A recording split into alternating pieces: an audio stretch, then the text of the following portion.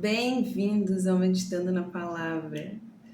No dia de hoje, nós vamos estudar a carta de Paulo à comunidade messiânica de Corintos. Essa carta, ela tem 16 capítulos e nós vamos fazer a leitura de um capítulo por estudo, certo? Então, no dia de hoje, a gente vai começar pelo capítulo 1. E antes de começar, eu quero trazer para você um contexto do que era a comunidade de Corintos, a comunidade messiânica de Corintos, para que depois a gente possa ler juntos o que Paulo trouxe aqui como uma carta, uma recomendação para eles, para que no fim nós façamos juntos uma reflexão de o que Paulo queria trazer aqui, o que era importante ser comunicado e como que nós podemos pegar essas lições, esse entendimento que está aqui para aplicar na nossa realidade no dia de hoje, certo? É claro que quando a gente pega um contexto histórico, esse contexto ele parece ser completamente diferente daquilo que a gente vive. Mas na verdade, o motivo pelo qual estamos nos desenvolvendo, a nossa jornada de conhecimento e reconhecimento de Cristo e do Espírito Santo, ele passa por etapas muito parecidas, muito próximas. Essas etapas elas não mudam, existe só um caminho, né? Um caminho, uma verdade e uma vida. E ninguém vai ao Pai se não for por esse caminho. E Jesus é o caminho, ou Yeshua é o caminho. E é importante que nós possamos extrair essas pílulas de conhecimento para que a gente não erre, não caia em problemas que já poderiam ter sido solucionados se a gente tivesse mergulhado nessa inteligência bíblica aqui, tá? Então, por esse motivo que eu quero fazer esse mergulho com vocês de uma forma muito profunda. Você topa vir comigo? Então, vamos lá. Como que era a comunidade de Corintos? Então, Corintos, na época, era uma cidade, né? A comunidade messiânica de Corintos ficava em uma cidade que se chamava Acácia, que era um centro econômico muito forte da Roma Antiga. Como era um centro econômico, era um centro comercial, ele era um lugar muito plural, ou seja, um lugar que tinha muitas culturas, que tinha muitas pessoas, tinha uma vida movimentada. E justamente por ser esse lugar cosmopolita, né, que tem essas diferentes culturas, era um lugar que tinha muita divergência cultural. Então existia culto a deuses, existia idolatria a deuses, existiam as práticas sexuais e morais, existia uma série de práticas, de atividades que nos afastam da santidade, né?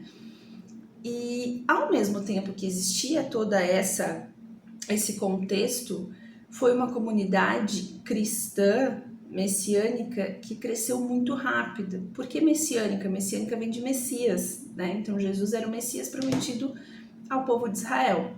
Então, quando a gente volta lá para a igreja primitiva, a gente começa a entender os primeiros apóstolos, a primeira jornada dos apóstolos, a gente entende que eles não eram cristãos, eles eram judeus que tinham testemunho messiânico em Yeshua, ou seja, reconheciam Yeshua, Jesus, como o próprio Messias que foi enviado por Deus. Então, quando eles começaram a expandir o seu trabalho, né, que Jesus deu a missão de ir por todas as nações e pregar o evangelho a toda criatura, esses apóstolos lá da igreja primitiva, eles foram exatamente como judeus messiânicos, eles não foram como cristãos. O cristianismo e o cristão, como a gente conhece hoje, foi uma criação posterior, que foi criado por Roma. Então, quando a gente fala de uma comunidade messiânica, a gente está falando exatamente por isso, porque foi uma comunidade que foi criada pelos apóstolos, né? O primeiro apóstolo que esteve lá foi Paulo, que ficou lá por 18 meses. Depois foram outras pessoas lá que ajudaram a desenvolver aquela comunidade. E quando ele escreve essa carta, é exatamente nesse contexto, onde ele passou lá por 18 meses, se afastou, vieram outras pessoas como ele recebeu cartas com dúvidas, recebeu cartas com preocupações sobre o que estava acontecendo lá, ele escreveu essa carta em resposta. Então, trazendo tanto uma exortação, uma direção, mas também uma resposta para aquelas dúvidas que estavam surgindo dentro daquela sociedade. E aí, para completar o que eu estava falando, então, um segundo desafio que acontecia lá é que foi uma comunidade que cresceu muito rápido, embora tivesse todas essas práticas, todo esse entendimento que a gente entendeu, de todo esse contexto que afastava as pessoas de um Deus único, de cultuar um Deus único. Foi uma comunidade que, quando entrou em contato com o conhecimento, as boas novas do reino, as boas novas de Yeshua, foi uma comunidade que se converteu muito rápido e que teve o derramar da presença do Espírito sobre ela. E com o derramar da presença do Espírito, também houveram dons espirituais que foram desenvolvidos. Então, existiu um contexto anterior, um conhecimento que eles tinham, uma bagagem que eles tinham, e existiu o derramar a presença do Espírito, o desenvolvimento dos dons e a capacitação pelo Espírito. Então, era uma comunidade que cresceu de forma acelerada, cresceu de forma ampla e com imaturidade espiritual, ou seja, tinha os dons, mas não manifestava o caráter de Cristo. E ao não manifestar o caráter de Cristo, esses dons se voltavam contra eles, não eram usados em prol ou em favor da sociedade, mas eram usados em favor de gloriar-se a si mesmo. Então esse é o contexto da comunidade de Corintos, era isso que estava acontecendo lá naquela época. Então, quando Paulo começa a escrever essa carta, a primeira carta à comunidade messiânica de Corintos, ele sabe desse contexto, ele entende isso e ele começa a fazer uma exortação de forma que as pessoas desenvolvessem a consciência, mas não inibisse a manifestação do Espírito Santo. Porque quem capacita, quem transforma, quem desenvolve é o Espírito Santo. Só que a exortação que é feita por meio do apostolado, que é feita por meio do pastoreio, ela vem justamente para apoiar o trabalho do Espírito no sentido da ampliação da consciência, de que a pessoa possa compreender, possa receber, entender o que ela está fazendo de prática que não está condizente com aquilo que ela carrega, né? Então, não podemos dizer que nós carregamos plenamente o Espírito Santo de Deus se a gente não faz jus a esse Espírito, ou seja, se a gente não busca andar em santidade, se a gente não busca compreender o que o Espírito está querendo nos dizer. Que existem muitas vezes que a gente sente um incômodo, a gente não sabe o que é. E no fundo, é o Espírito nos falando, olha, isso que você está fazendo não está correto. Então, quando Paulo escreve essa carta aqui, ele escreve nesse intuito de trazer a consciência para as pessoas do que estava acontecendo naquele momento, certo? Então, agora que a gente já tem esse contexto, nós vamos para a leitura do primeiro capítulo. Então, no primeiro capítulo diz assim, é importante, a minha Bíblia é a Bíblia judaica completa. Essa é a Bíblia que eu utilizo, é a Bíblia que foi indicada para a minha missão. Então, foi indicada por Deus, antes que você fique em dúvida, né? Indicada por quem? Foi indicada por Deus para minha missão. Então, quando eu fizer a leitura, vão ter alguns termos que estão em hebraico, tá? Nomes próprios, e eu vou fazer a leitura exatamente assim, tá bem? Se você ficar com dúvida, quiser um pouco mais de explicação, coloca aqui nos comentários que eu trago essa explicação sobre esses termos, tá bom? Então, 1 Coríntios, de Shaul, que é Paulo, chamado pela vontade de Deus para ser emissário do Messias Yeshua, e o irmão Sóstenes. Para a comunidade messiânica de Deus da cidade de da cidade de Corinto, que consiste nos que foram separados por Yeshua, o Messias, e chamados para integrar o povo santo de Deus, com todos os que em toda parte invocam o nome do Senhor Yeshua, o Messias, Senhor deles e também nosso. Então, olha o que ele começa dizendo aqui. Ele começa endereçando essa carta. Essa carta não é para todos. Essa carta é para a comunidade messiânica de Deus, que consiste naqueles que foram separados, ou seja, são pessoas que já foram escolhidas e separadas por Yeshua e chamados para integrar o povo santo de Deus. Então, aqui tem um chamado claro, existe um objetivo claro. Eles foram chamados para integrar o povo santo de Deus. Então, eles foram separados e chamados para integrar o povo santo de Deus. E quando existe essa exortação, é exatamente com essa consciência, com essa clareza, de que existe um chamado, de que existe um objetivo e um ponto de chegada. Continuando. Graça e shalom a vocês, graça e paz a vocês, da parte de Deus nosso Pai e do Senhor Yeshua, o Messias. Sempre agradeço a meu Deus por vocês, por causa do amor e da bondade divinos dados a vocês por meio do Messias Yeshua, pelos quais vocês foram enriquecidos por ele de muitas formas, particularmente no poder da palavra e na profundidade do conhecimento. De fato, o testemunho acerca do Messias tornou-se firmemente estabelecido em vocês, para que não lhes falte nenhum dom espiritual, enquanto esperam ardentemente pela revelação de nosso Senhor Yeshua, o Messias. Ele os capacitará a se manterem firmes até o fim, de modo que vocês serão irrepreensíveis no dia do nosso Senhor Yeshua, o Messias. Deus é fidedigno, foi Ele quem os chamou à comunhão com seu Filho Yeshua, o Messias nosso Senhor. O que ele está trazendo aqui? A gratidão dele, ele demonstra a gratidão dele a Yeshua, porque por meio do amor e da bondade de Yeshua, todas essas vidas foram capacitadas. Então ele não está falando, fui eu que capacitei, fui eu que construí. Ele está falando que pela graça de Deus, todas as vidas foram capacitadas. Pela graça de Jesus, né? Bondade e amor de Yeshua, que atuaram aqui exatamente porque Deus chamou todas as pessoas à comunhão com o seu Filho, estar em comunhão com Yeshua. E por meio dessa comunhão é que a graça e a bondade puderam descer através do Espírito Santo de Deus que capacitou essas vidas. Dando continuidade. Entretanto, irmãos, peço em nome do Senhor Yeshua, o Messias, que todos vocês concordem no que dizem e não permitam que se dividam em facções, mas sejam restaurados tendo a mesma mente e o mesmo propósito. Porque algumas pessoas da parte de Cloé me informaram, irmãos, de que há discussões entre vocês. Digo isso porque um de vocês afirma, eu sigo Saul. O outro diz, eu sigo Apolo. O outro, sou seguidor de Pedro. Ou ainda, eu sigo o Messias. Por acaso o Messias foi partido em pedaços?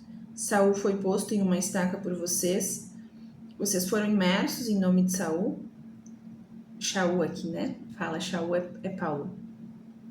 Dou graças a Deus porque, com exceção de Crispo e Gaio, não imergi mais nenhum de vocês.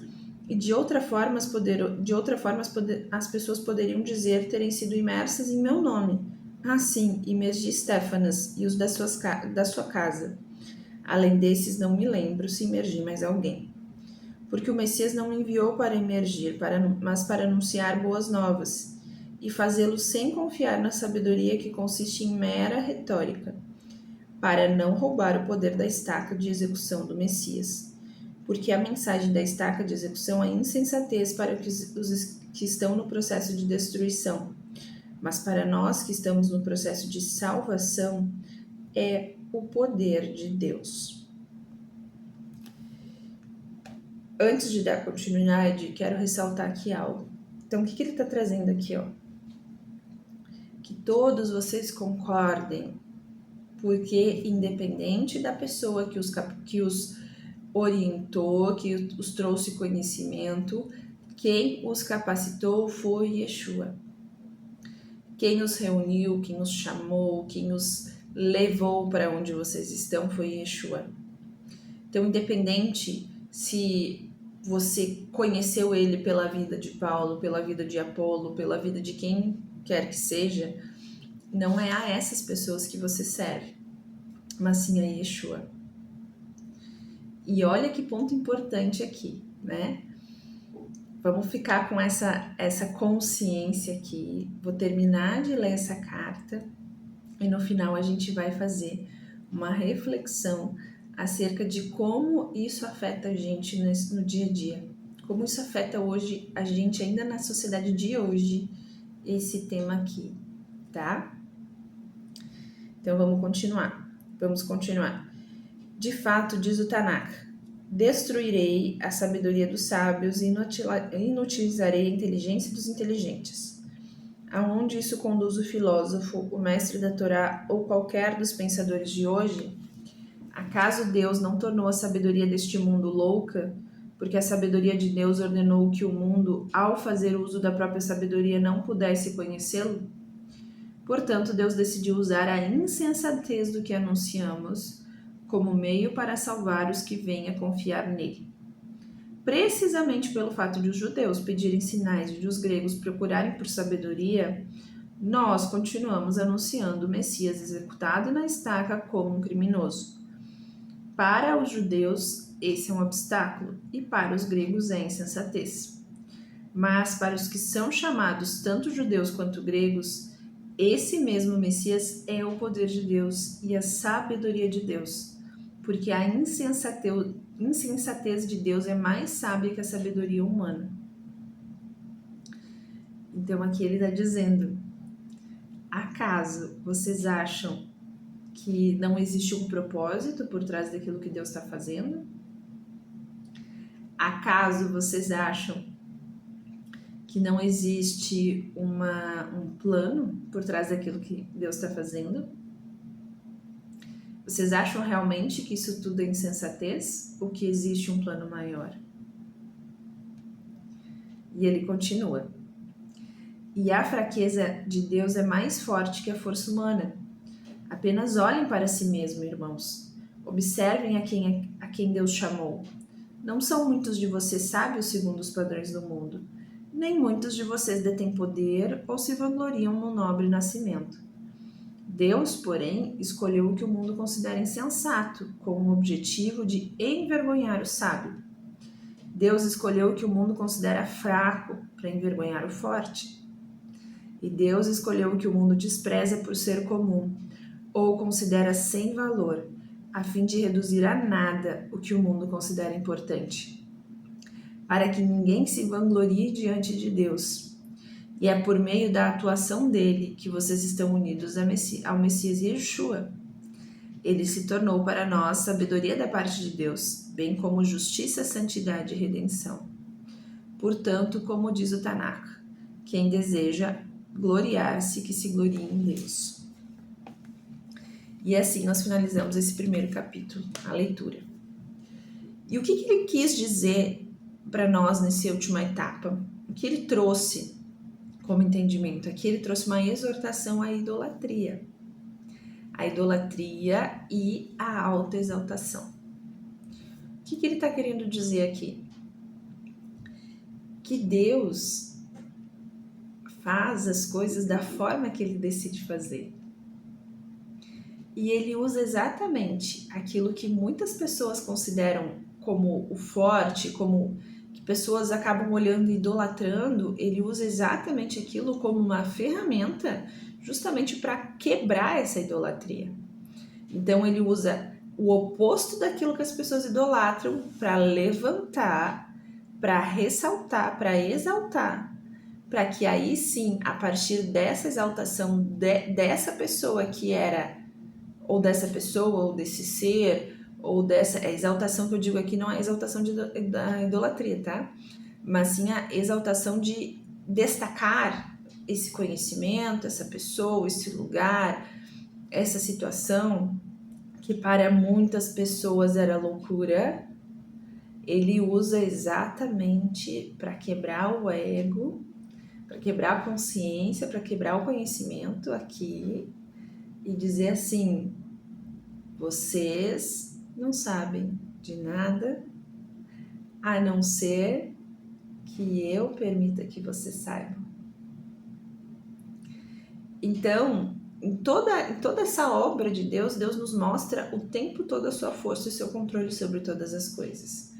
Então não interessa se a gente acha que o cenário A é mais provável que o cenário B, que pessoa tal é melhor do que pessoa tal, que conhecimento X é melhor do que conhecimento Y.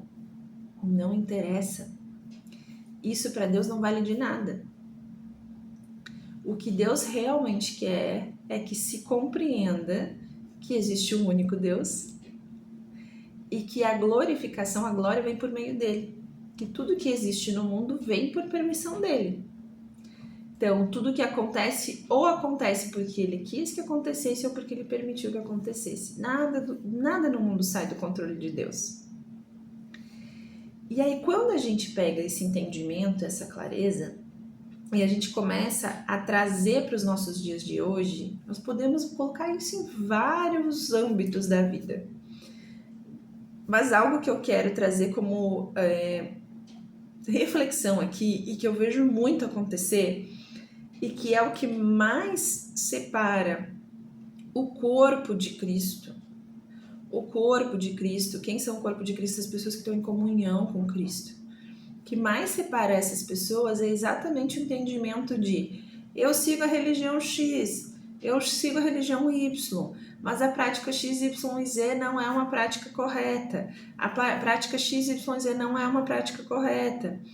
Então, pessoas que entram em disputa e conflito porque julgam conhecimento, prática, ação, lugar, espaço, segundo aquilo que é um padrão que ela decide, esquecendo-se de que é Deus que faz todas as coisas e é Deus que direciona absolutamente tudo.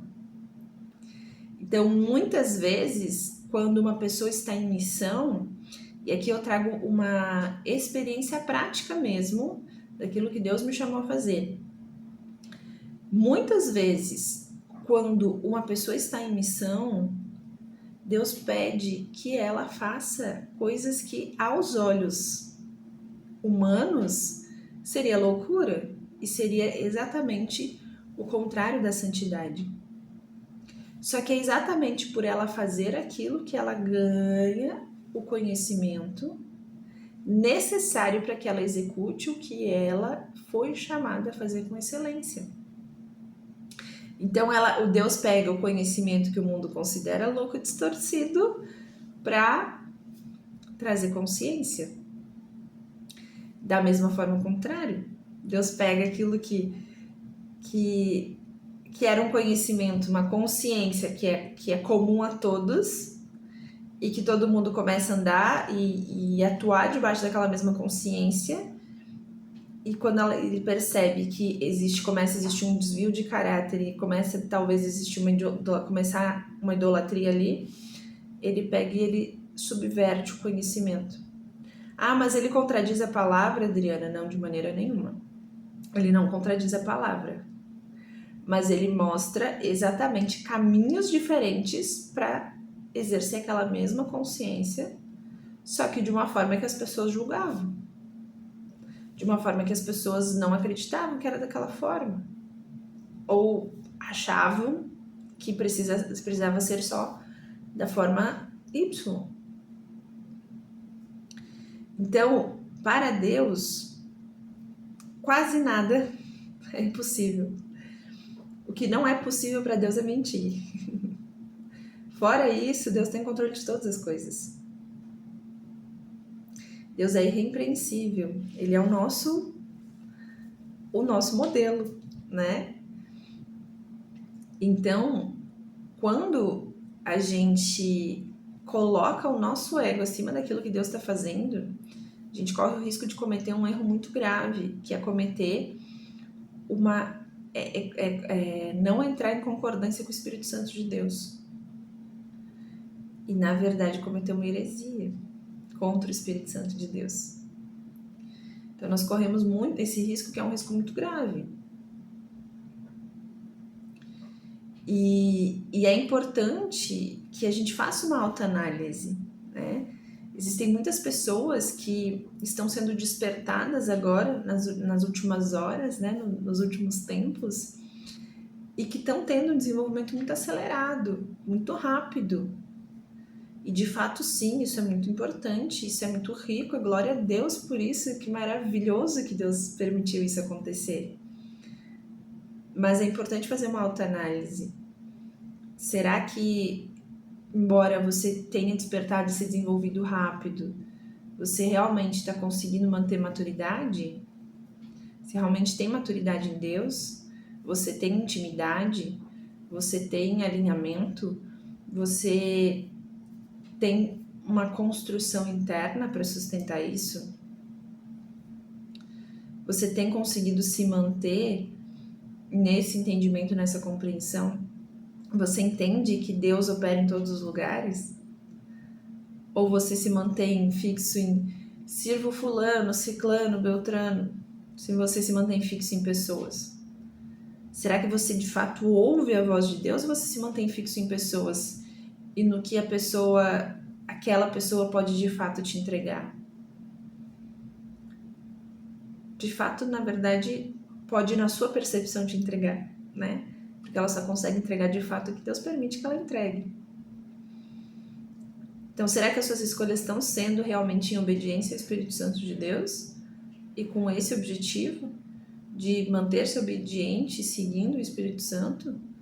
Ou será que você está colocando pessoas acima do Espírito Santo? Será que você está acolhendo seus irmãos, olhando com compaixão, seus irmãos em Cristo? Acolhendo, olhando com compaixão, olhando com amorosidade, olhando com clareza, com compreensão? Ou será que você está empurrando eles um pouquinho mais para fora do corpo? Tentando, né? Se iludindo que isso está acontecendo. Porque ao fazer isso, quem está sendo empurrado para fora do corpo é você.